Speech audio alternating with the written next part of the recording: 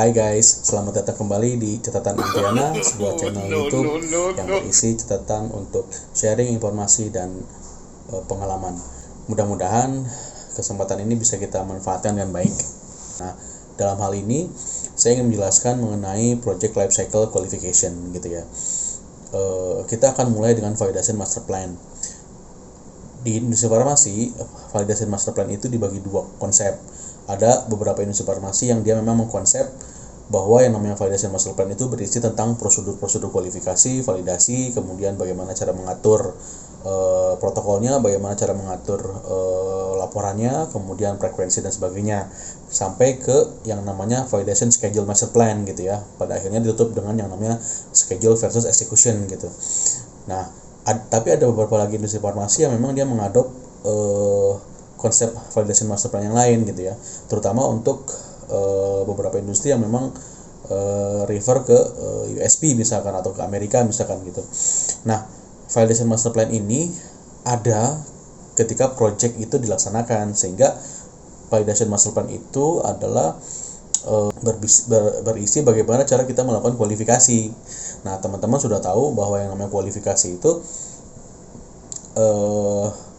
dimulai dengan desain kualifikasi, kemudian kualifikasi instalasi, kualifikasi operasi, dan kualifikasi kinerja gitu ya, atau dalam bahasa Inggrisnya installation qualification, operational qualification, dan performance qualification. Nah, sehingga setelah selesai kualifikasi kinerja, project ini akan dideliver ke domain user, sehingga user itu akan melakukan suatu maintenance dan rekualifikasi. Nah, dari mulai inisiasi sampai terminasi project ini dinamakan project life cycle. Nah, project life cycle ini tuh akan dimulai dengan yang namanya validation master plan. Validation master plan mengatur bagaimana cara kita melakukan desain kualifikasi, kualifikasi instalasi, kualifikasi operasi, kinerja sampai ke maintenance-nya. Nah, saya sendiri lebih percaya bahwa yang namanya kualifikasi itu, yang namanya project itu harus dimulai dengan validation master plan. Sehingga konsep validation master plan itu bukan sebagai payung untuk semua project, tapi validation plan itu adalah mengikat ke dalam suatu project. Nah, oke, kita akan bahas satu-satu mengenai kualifikasi ini. Jadi konsep PIM model itu seperti ini. Ketika kita mulai yang namanya validation master plan, dia akan mensyaratkan bagaimana konsep PIM model itu dijalankan. Dari mulai design qualification, instalasi qualification, operational qualification, sampai ke performance qualification. Nah, PIM model, bayangkan PIM model dengan konsep. Nanti akan saya buatkan slide. Teman-teman bisa lihat di slide-nya bahwa yang namanya konsep PIM model itu akan dimulai dengan yang namanya design qualification. Design qualification akan terdiri dari 3 bagian. Yang pertama adalah user requirement. User requirement akan menghasilkan suatu dokumen yang kita namakan user requirement specification. Kemudian user requirement itu akan dijabarkan oleh suatu konsep yang bernama functional design gitu ya. Nah, functional design ini akan menghasilkan suatu dokumen yang namanya functional design specification. Nah, si functional design ini akan lebih didetailkan lagi, lebih dijabarkan lagi melalui suatu detail design gitu. Nah, detail design ini akan diwujudkan atau dibentukkan dalam suatu wujud yang kita namakan detail design specification. Jadi design qualification itu terdiri dari 3 komponen. User requirement specification, selanjutnya akan saya bilang URS, kemudian ada yang namanya functional design specification, selanjutnya akan saya namakan dengan FDS, yang ketiga itulah detail design specification, selanjutnya akan saya namakan DDS. Nah, apa sih isinya dari user requirement specification itu? Apa sih isinya dari URS itu? Nah, URS itu akan berisi mengenai, saya ambil contoh misalnya water system. Water system itu pada prinsipnya adalah kita ingin membuat suatu air kan. Nah, kita harus bisa menjelaskan air itu spesifikasinya apa. Artinya kita ada yang namanya product specification. Produknya adalah air. Kemudian kita juga harus menjabarkan output capacity specification-nya. Air yang diproduksi pengen berapa. Kemudian air yang diproduksi pengen temperaturnya seperti apa, berapa liter per jam misalkan kayak gitu. Kemudian akan disirkulasikan seperti apa, di layout seperti apa, dan sebagainya. Sehingga nanti akan ketahuan apakah layout yang kita berikan, layout spesifikasi yang kita punya itu apakah akan bisa dikonsep gak oleh vendor gitu ya. Setelah ini beres, baru kita akan lanjut ke yang namanya functional design specification. Ada beberapa pertanyaan dari teman-teman, siapa yang harus membuat functional design specification gitu loh. Jadi pada prinsipnya functional design specification itu bisa dibuat oleh siapa saja. vendor boleh buat, kita juga boleh buat gitu ya.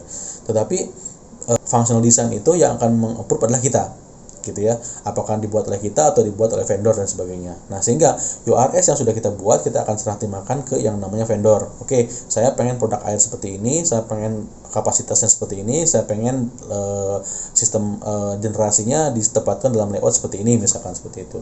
Nah, kemudian kita akan bagi nih URS kita ke beberapa penawaran beberapa vendor gitu misalkan.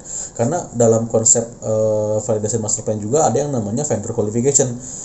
Kita harus bisa mengkualifikasi vendor gitu loh. Nah, si vendor ini kita nggak boleh satu, artinya kita akan bagi beberapa vendor. Jadi URS kita kasih vendor 1, vendor 2, vendor 3 misalkan. Nah, tiap-tiap vendor akan mengeluarkan yang namanya functional design specification. Functional design specification FDS. FDS-nya ini akan kita review. Kemudian kita akan evaluasi. Prinsipnya adalah FDS itu adalah konsepnya seperti apa sih, kok bisa konsep itu menghasilkan suatu output yang kita minta, output yang sesuai dengan product specification. Misalkan saya ambil contoh, saya pengen air yang conductivity-nya rendah misalkan. Nah, dalam FDS akan dijelaskan bahwa feed waternya berapa conductivity, kemudian akan diproses melalui suatu filter RO misalkan, atau akan diproses melalui suatu distiller misalkan, sehingga nanti akan mendapatkan air yang conductivity-nya rendah. Nah, dalam hal ini cuma konsep feed water kemudian didestilasi atau feed water difilter oleh RO, kemudian keluar yang namanya air dengan conductivity rendah. Itu baru FDS gitu ya. Nah, kemudian setelah FDS beres, direview dan sebagainya, kita approve, setuju gitu ya. Kemudian silakan FDS ini dijabarkan menjadi desain yang lebih detail lagi. Nah, kita namakan DDS, Detail Design Specification. Agak susah memang kalau bahasa Inggris. Jadi detail design specification itu akan berisi mengenai komponen-komponennya. Kalau tadi yang namanya URS dan FDS itu berbicara mengenai sistem, konsep dan sebagainya. Nah, dalam detail design specification itu, dalam DDS itu kita akan berbicara mengenai komponen yang terlibat apa saja. Nah, sehingga kalau kita bicara masalah tadi water system, misalkan kita akan mulai yang namanya feed water, kemudian akan didestilasi. Nah, proses destilasi ini artinya kan kita butuh komponennya apa saja. Feed water ada namanya feed water tank, masuk misalkan ke dalam, feed water masuk ke dalam yang namanya distiller. Nah, dalam komponen distiller itu ada banyak. Ada yang namanya misalkan heater, ada yang namanya supply utility dan sebagainya. Itu akan dijelaskan yang dalam detail design specification, termasuk ketika distiller itu dipanaskan, demisternya di mana, pressure-nya berapa dan sebagainya. Itu ada di detail design specification. Jadi artinya dalam mendesain water system ada 3 tahapan. 1, kita harus mulai dengan yang namanya URS. URS beres, akan keluar dokumen yang namanya FDS, Functional Design Specification. Kemudian akan muncul yang namanya Detail Design Specification.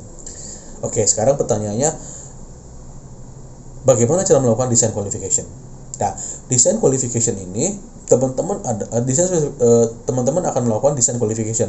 Caranya adalah teman-teman harus memverifikasi URS-nya benar apa enggak, apakah semua requirement sudah dimasukin apa tidak gitu ya. Kemudian setelah URS ada, verifikasi FDS-nya. Nah, bagaimana cara memverifikasi FDS? Teman-teman harus breakdown satu-satu, satu modul. Misalkan tadi modul pemanasan, apakah memang benar kalau misalkan dipanaskan seperti ini akan keluar air yang panas misalkan gitu ya. Nah, itu harus diverifikasi. Kemudian misalkan saya pengen conductivity rendah misalkan gitu, apakah dengan destilasi atau dengan RO misalkan seperti itu. Jadi apakah RO ini cukup bagus untuk melakukan conductivity yang kita inginkan atau tidak gitu ya. Jadi kita verifikasi URS, kita verifikasi FDS, kemudian kita verifikasi yang namanya DDS, Detail Design Specification.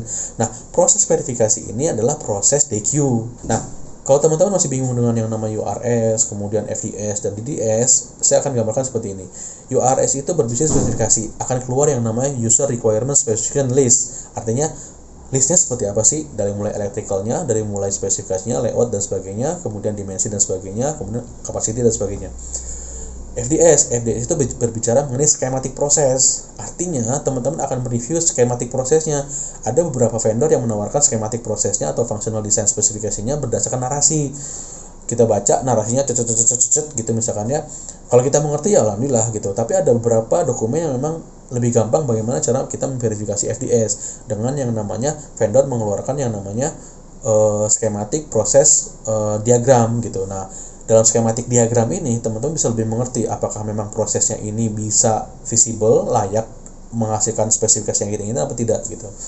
Nah, kemudian setelah schematic diagramnya oke, baru orang vendor akan mengeluarkan yang namanya gambar yang lebih spesifik lagi. Saya ambil contoh misalkan PNID, Piping and Installation Diagram. Jadi dalam Piping and Installation Diagram itu akan berisi mengenai bagaimana konsep skematiknya dibangun oleh komponen-komponen gitu ya. Nah, ada juga yang namanya isometric diagram. Nah, isometric diagram itu berbicara mengenai layout tadi, memverifikasi layout, apakah memang layout spesifikasi yang kita terapkan dalam URS itu tuh bisa dipenuhi dengan isometric diagramnya gitu loh. Jadi dokumen-dokumen yang harus kita verifikasi pada saat desain kualifikasi adalah yang pertama URS-nya, yang kedua adalah schematic proses diagram untuk memverifikasi FDS, kemudian yang ketiga adalah piping and installation diagram atau misalkan isometric diagram gitu ya, sehingga kita bisa tahu. Nah, semua aktivitas verifikasi ini teman-teman dokumentasikan ya menjadi suatu yang namanya DQ report. Bagaimana struktur DQ report, bagaimana standar template-nya, bagaimana standar chapter-chapter yang akan dibahas, bagaimana sistematiknya dalam DQ report itu, ini dijelaskan dalam validation master plan gitu. Sehingga poin pertama dalam validation master plan adalah bagaimana cara memverifikasi desain. Kemudian setelah selesai semua, nah gambar setuju dan sebagainya, teman-teman approve, dikasih ke vendor, oke setuju, keluarlah purchase order misalkan. Nah, purchase order itu akan mewajibkan vendor membuat desain atau membuat water system sesuai dengan desain yang kita tetapkan bersama gitu. Oke, dibuat dan sebagainya. Kemudian kalau misalnya perlu kita monitoring terus fabrikasinya sampai pada akhirnya ada yang namanya fabrication after test. Nah, fabrication after test itu kita harus melihat ke sana apakah memang fabrikasinya sudah sesuai dengan FDS tadi atau detail design specification yang kita tetapkan atau tidak. Oke, baru packaging, baru shipping dan datang di instalasi kita. Nah, tahapan V model pertama udah selesai. Di sini tahapan implementasi project gitu ya. DQ selesai, baru masuk ke instalasi project. Nah, instalasi project ini teman-teman akan berbicara mengenai gambar yang diterjemahkan dalam wujud gitu ya. Nah, wujudnya ini adalah water system misalkan, kalau kita ambil contoh tadi water system gitu ya. Nah, setelah instalasi baru keluar yang namanya installation qualification. Teman-teman akan melakukan kualifikasi berdasarkan instalasi yang dipasang. Apakah memang instalasinya itu sudah sesuai dengan yang namanya detail design? Artinya apa? Artinya dalam instalasi kualifikasi, teman-teman akan memverifikasi komponen-komponen yang terlibat. Teman-teman akan memverifikasi apa komponen-komponen sesuai dengan requirement apa tidak. Apakah range specification dari komponen-komponen tersebut masuk syarat apa tidak gitu ya. Nah, itu namanya IQ, installation qualification. Nah, kemudian setelah semuanya selesai dan sebagainya, kemudian kita coba jalankan. Setelah dijalankan keluar yang namanya OQ report. Dalam OQ report itu berbicara apakah memang operasi-operasi atau modul-modul operasi yang ada dalam sistem yang akan kita buat ini tuh sesuai dengan yang namanya functional design. Apakah skematik-skematik yang ada yang diproses, yang dibangun dari awal atau didesain dari awal itu sudah terpenuhi semua apa tidak. Misalkan modul heating, misalkan kemudian modul filtrasi, kemudian modul misalkan cooling gitu ya dan sebagainya. Ini akan kita verifikasi satu-satu. Bagaimana merubah feed water menjadi misalkan low conductivity water, dari low conductivity water atau treated water kita rubah lagi menjadi yang namanya purified water gitu ya. Kemudian kita rubah lagi menjadi yang namanya water flow injection dan sebagainya. Nah, itu dalam tahapan OQ, modul-modul skematik prosesnya harus diverifikasi. Setelah baru masuk ke yang namanya PQ. Nah, PQ ini berbicara mengenai indikasi atau indikator-indikator quality attribute dari produk yang ingin kita buat. Kalau produk yang ingin kita buat adalah water, karena kita kalau kita melakukan project water system misalkan, artinya produknya water. Nah, waternya itu akan kita periksa. Apakah airnya itu sesuai dengan yang kita inginkan apa tidak? Dari mana kita tahu sesuai dengan yang kita inginkan? Sandingkan dengan URS. Sehingga dalam hal ini vModel memudahkan kita bahwa yang namanya instalasi kualifikasi harus disandingkan dengan yang namanya Detail Design Specification, IQ DDS. Kemudian yang namanya OQ akan disandingkan dengan dokumen yang sudah kita desain, namanya FDS. Artinya OQ FDS. Ulang lagi ya. IQ DDS, kemudian OQ FDS, kemudian yang terakhir adalah PQ URS gitu. Ini konsep vModel. Nah, dalam konsep qualification dalam life cycle qualification, teman-teman harus paham mulainya dan akhirnya. Mulainya adalah validation master plan, akhirnya adalah maintenance domain user. Sehingga dalam hal ini akan terlibat 3 domain. Domain yang pertama adalah domain vendor dalam desain. Nah, kalau kita bicara masalah project management gitu ya, dalam hal ini project masuk vendor domain gitu. Artinya bukan sebagai orang quality, bukan sebagai orang user gitu ya. Artinya domainnya vendor dalam hal ini adalah dari mulai design qualification, kemudian masuk ke domain quality, IQ, OQ, PQ, DQ, IQ, OQ, PQ, itu domain quality. Domain user terakhir adalah maintenance gitu. Nah, di maintenance ini teman-teman harus menyiapkan suatu protokol atau suatu prosedur bagaimana cara melakukan maintenance gitu. Sehingga yang namanya project life cycle ini bisa kita konsepkan melalui pendekatan project life cycle qualification. Mudah-mudahan cukup. Terima kasih. Sampai bertemu lagi di konten YouTube saya selanjutnya. Assalamualaikum warahmatullahi wabarakatuh.